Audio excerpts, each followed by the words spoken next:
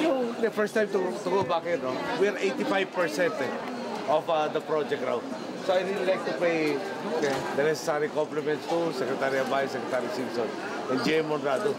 Yung pinapresent to as drawings, di mo ma-imagine na hindi na magigibayin yung buong building eh. Pero sa paayos sa pagpaplano, laki difference. Parang ibang airports na pasukan ko.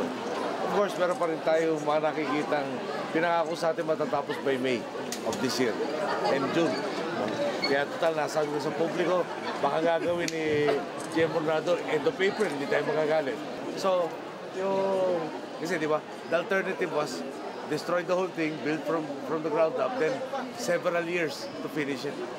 Eto nga, we need it for Apex especially this year, tapos yung post-visit.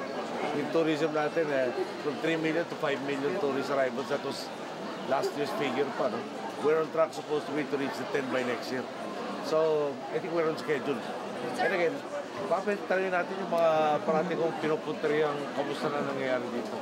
Even the ceiling, no? At saka yung nataasan. Yung parang iba-iba eh. Kaya honest with you, noong araw, yung parang hinahanap mo yung mga action stars noong late 60s at 70s na bumababa na aeroplano. Pero ngayon, medyo, excuse me, di na yata. Talagang makakatulong mo tayo sa pagbay-busita, makompleto yung experience sa ating mga turista naman. Talagang more fun ito din. Siyempre, we're imperfect beings, we can always strive for perfection. Tapos, kausap natin LDRRMC because of the typhoon, no? Kaya ang problema, kakaroon ng better picture later pa, this evening or tomorrow morning. Pero we want to make sure na everything is in place regardless of where it hits, no? Assuming it hits. So I want to be apprised of the latest developments as soon as they happen.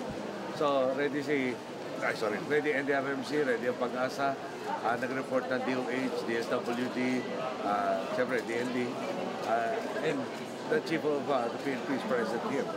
He's also got the instructions.